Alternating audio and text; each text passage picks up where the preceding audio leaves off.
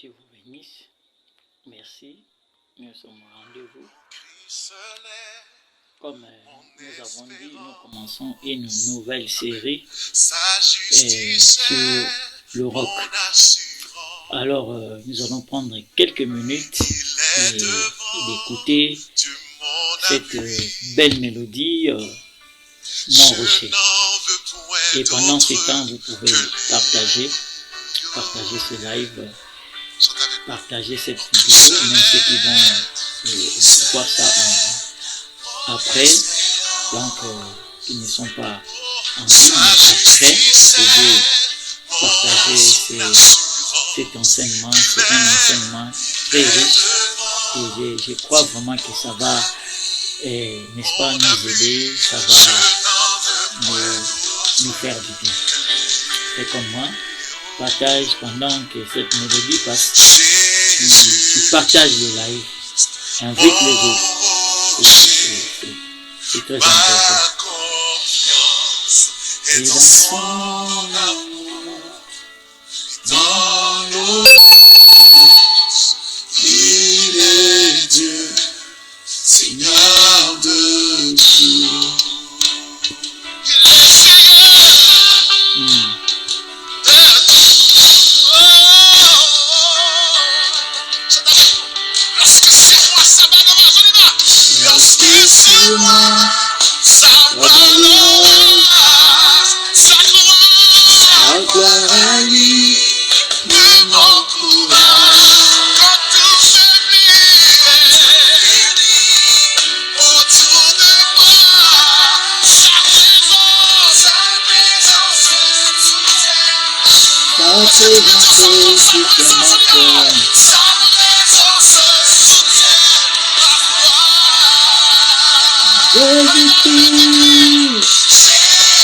Jésus, mon rocher, ma confiance, et dans son amour, dans l'orage,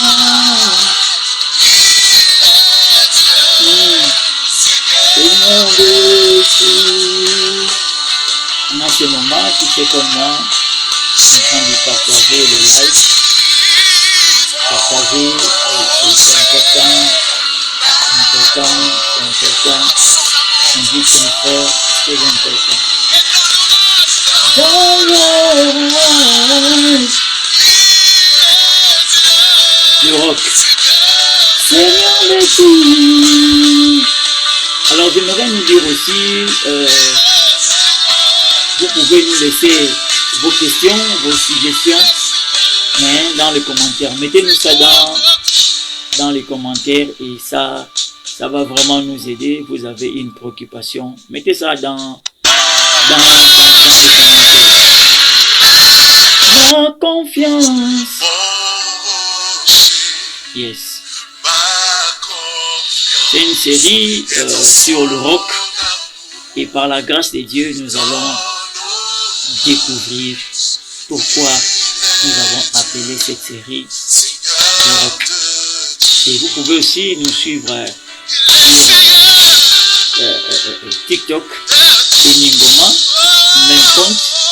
Vous pouvez nous suivre sur YouTube, n'est-ce pas, Emingoma. Vous allez sur YouTube, Emingoma, vous tapez. La meilleure des choses à faire, c'est de vous abonner pour ne pas rater des vidéos. Commentez, laissez-moi un commentaire. Qu'est-ce que vous pensez? Qu'est-ce que cet enseignement vous a amené? Je pense que le Seigneur sera béni. Vous avez besoin de conseils, vous avez besoin d'affermissements, vous avez besoin de coaching. Voilà, nous sommes là. Notre numéro est en commentaire. C'est un numéro WhatsApp. Vous pouvez nous écrire en privé. Et si vous voulez aussi participer au culte, je suis le pasteur Emingoma de l'église Mission Internationale à Compassion, le pasteur principal, qui est pour le moment basé au Gabon, à Libreville, au PKC. Que Dieu nous bénisse. Alors nous allons prier pour commencer. Aujourd'hui, on ne va pas vraiment durer, nous allons prendre juste quelques temps.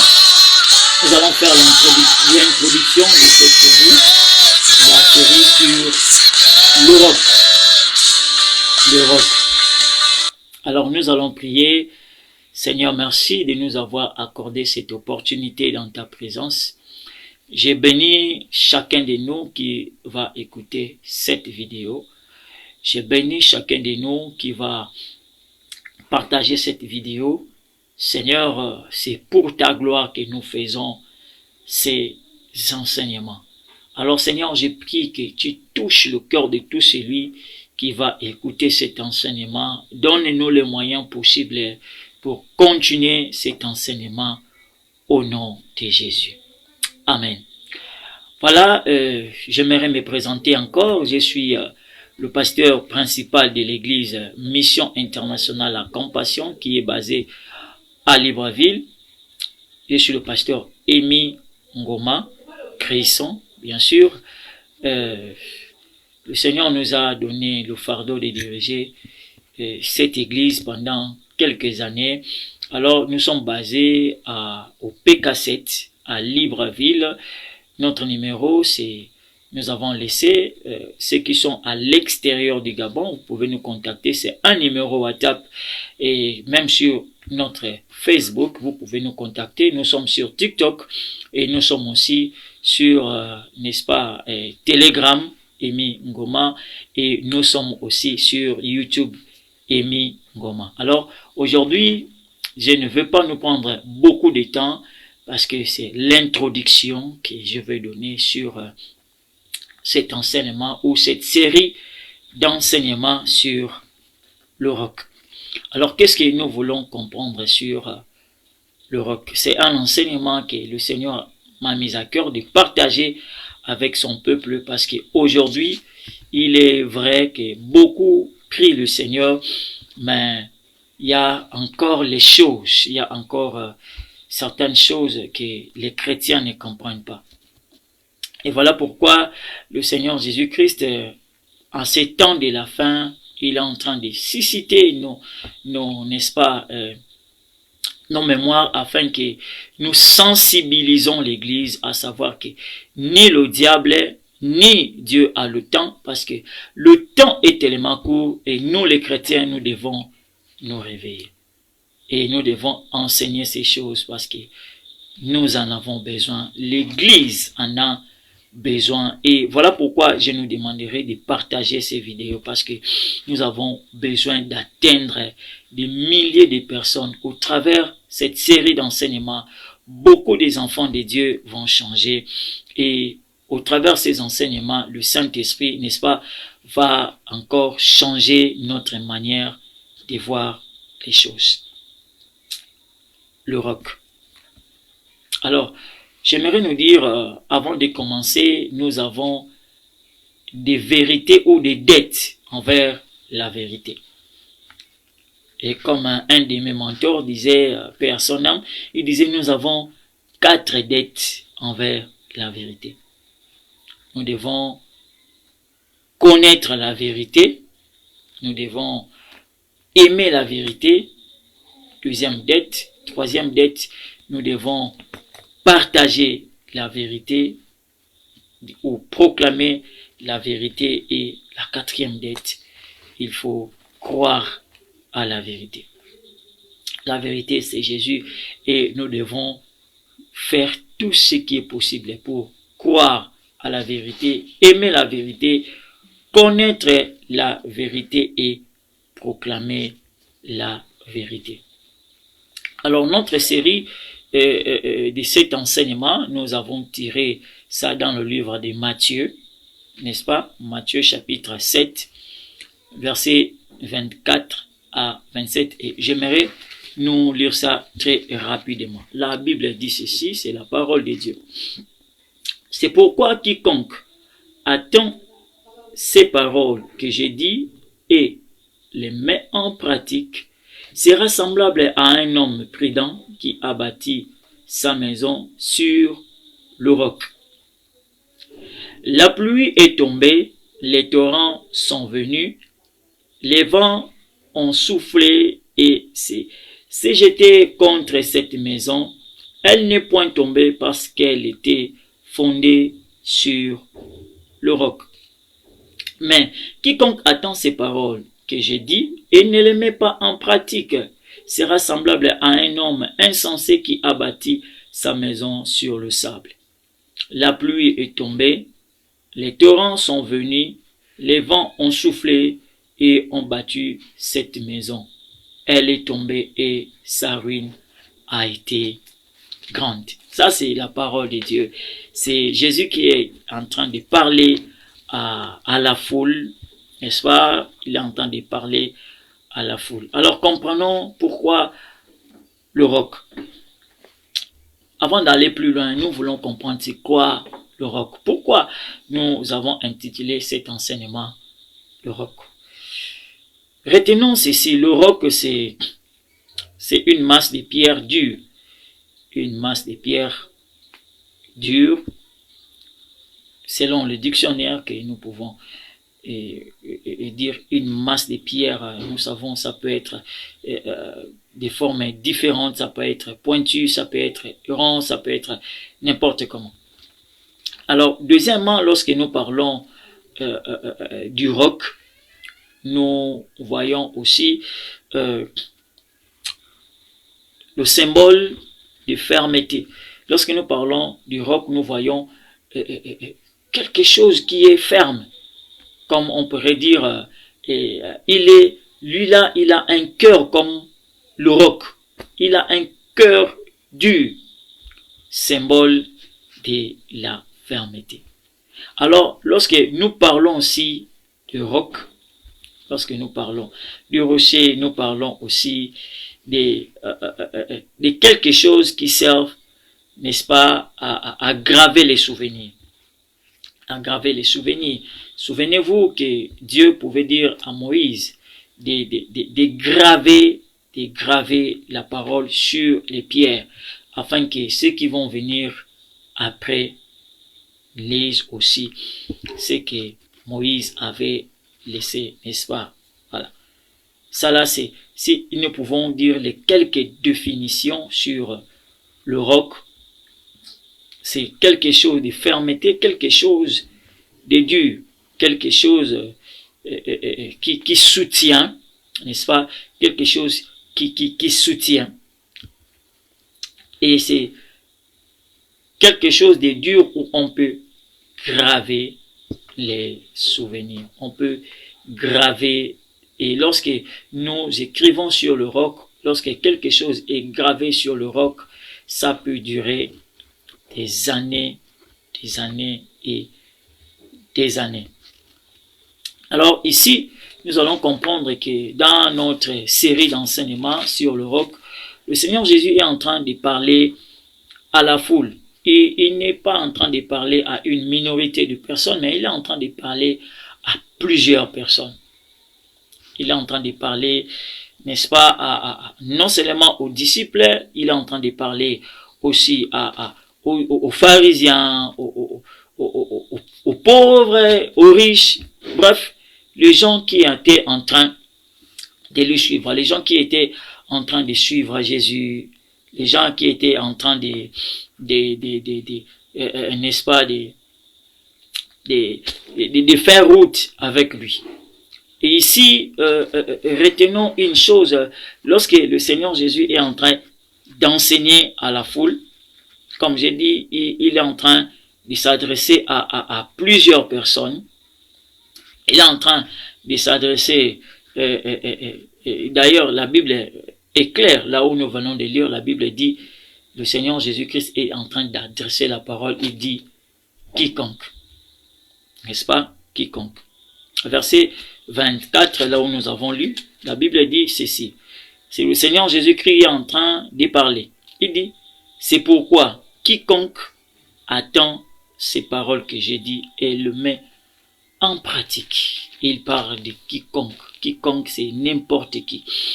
Quiconque, ça peut être toi, ça peut être moi, ça peut être ton frère, ça peut être ta mère, n'importe qui. Jésus est en train de faire l'appel à tous, l'appel à tout le monde. Le Seigneur Jésus est en train de lancer, n'est-ce pas, l'appel. Et il est en train de dire les paroles que j'ai dit. Et ici, j'aimerais mettre l'accent ou faire, n'est-ce pas, une différence entre les paroles de Jésus et la Torah. Ici, le Seigneur Jésus-Christ est en train d'insister sur ses paroles. Les paroles que j'ai dit. Il est en train d'insister sur ses paroles. Et j'aimerais nous dire que la parole de Jésus est différente de la Torah. Lorsque nous voyons la Torah, nous voyons directement la loi. La loi est venue par Moïse. Je ne suis pas là pour parler de la loi, mais nous savons que la loi condamne. Une histoire que je peux nous raconter, et nous connaissons très bien les lecteurs de la Bible. La Bible nous raconte une histoire que Jésus était en train d'enseigner quelque part. Voilà n'est-ce pas, les pharisiens, les gens de la Torah qui respectaient la Torah, amènent auprès de Jésus une femme en flagrant délit d'adultère, et ils ont amené cette femme auprès de Jésus. Ils ont dit: Seigneur Jésus, nous avons vu cette femme, nous avons attrapé cette femme en flagrant délit, et la loi dit il faut lapider cette femme. Et qu'est-ce que toi tu dis? La Torah dit que cette femme doit être lapidée. Et la parole de Jésus, comme Jésus ne vient pas pour condamner, Jésus est venu nous amener la grâce. Et il était en train d'écrire sur le sol. Je ne sais pas ce que Jésus était en train d'écrire, et il dit: la première personne qui n'a pas, fait quoi que ce soit, commence à lancer la première pierre sur cette femme. Et la Bible nous dit: tout ce qui était à côté, tout ce qui était autour de lui, lorsque Jésus a baissé la tête pour continuer à écrire ce qu'il était en train d'écrire, la Bible nous dit: du plus grand au plus petit, personne n'est resté. Pourquoi? Parce que eux, ils ont amené la Torah, la loi. Mais ici, le Seigneur Jésus-Christ est en train d'insister sur sa parole. La parole du Seigneur, n'est-ce pas, doit demeurer dans nos vies. Quiconque attend ces paroles. Et n'oublions pas, dans Apocalypse chapitre 3, verset 20, la Bible nous dit, Jésus est en train de dire: je me tiens à la porte et je frappe. Quiconque, voilà, nous sommes encore dans les quiconque. Quiconque attend ma voix. Rappelons-nous, Jean 3,16, la Bible dit ceci: car Dieu a tant aimé le monde, il a donné son Fils, afin que toute personne, ça ne dépend pas de la race, ça ne dépend pas de l'âge, ça ne dépend pas du sexe, ça ne dépend pas, n'est-ce pas, des contrées où la personne est, mais quiconque, n'importe qui, que la personne soit musulman, chrétien, je ne sais pas, que toute race, la race humaine, le Seigneur est en train de nous lancer, n'est-ce pas, l'appel. Écoutez la parole du Seigneur. Il dit: tout celui qui écoute mes paroles, les paroles de Jésus. Et ici, j'aimerais nous dire ce que Jésus était en train de faire. Si nous voyons tout le chapitre de Matthieu chapitre 7, Jésus est en train de donner les différents enseignements. Et il est en train d'enseigner, et dans le chapitre 7, nous verrons, n'est-ce pas, à partir du verset 1er, Jésus est en train d'enseigner sur la moralité. Comment est-ce que les gens doivent marcher dans la vie? Comment est-ce que nous devons être dans la vie? Le savoir-vivre. Le savoir-vivre. Voilà, vous devez vous marcher comme ça, vous devez faire comme ça, vous devez faire comme ça, n'est-ce pas? Pourquoi tu veux voir une petite chose qui est sur l'œil de ton frère, alors toi-même tu as la paille. Jésus est en train de nous dire ici, n'est-ce pas, il faut savoir marcher avec les gens. Et non seulement il s'arrête là, si nous descendons plus loin, il est en train d'encourager, nous encourager à être dans la prière et dans la demande. Il dit, demandez ce que vous voulez à la personne qui frappe. On ouvre à la personne qui demande. Il est en train d'enseigner aussi la manière de prier. Lorsque nous prions, ce que nous devons faire. Et lorsque nous descendons en bas, il est en train d'enseigner les règles d'or. La règle d'or, il dit, tout ce que vous voulez que les autres fassent pour vous, vous devez aussi le faire pour les autres. Et nous descendons encore plus loin, nous allons voir que Jésus est en train de nous montrer deux chemins. Il disait le chemin étroit et le chemin, c'est à nous de choisir le chemin que nous devons emprunter. Et plus loin encore, il est en train de nous mettre en garde contre les faux prophètes. Contre les faux prophètes. Il dit, gardez-vous des prophètes. Ils vont venir. Ils vont vous raconter tout ce qu'il faut, mais le Seigneur Jésus nous met en garde. Et il est en train de nous parler, d'être vigilants. Des gens qui sont des faux docteurs qui vont venir avec des paroles pour nous flatter. Et à la fin, dans le verset, là où nous venons de lire dans le verset 24, il est en train de parler, conclure maintenant, n'est-ce pas, ce qu'il était en train de dire un peu plus haut. Il est en train de conclure en disant aux gens la parabole des deux personnes qui doivent construire. Et là où nous venons de lire, n'oublions pas que nous sommes dans une série que nous avons intitulée Le Roc. Et nous voulons, n'est-ce pas, au travers cette série, comprendre c'est quoi le roc, c'est qui le roc, comment devons-nous construire sur le roc. Et à la fin, nous allons parler des, n'est-ce pas, des quatre leçons que le Seigneur est en train de nous dire sur le roc. Et je pense que cet enseignement va aider vraiment, n'est-ce pas, beaucoup de personnes. Et j'aimerais nous dire encore, n'oublions pas, nous avons 4 dettes envers la vérité. Nous devons connaître la vérité. Non seulement connaître la vérité, nous devons aimer la vérité, nous devons croire à la vérité et nous devons proclamer la vérité. Voilà les 4 dettes que nous avons envers la vérité. Alors, pour aujourd'hui, j'aimerais qu'on s'arrête ici.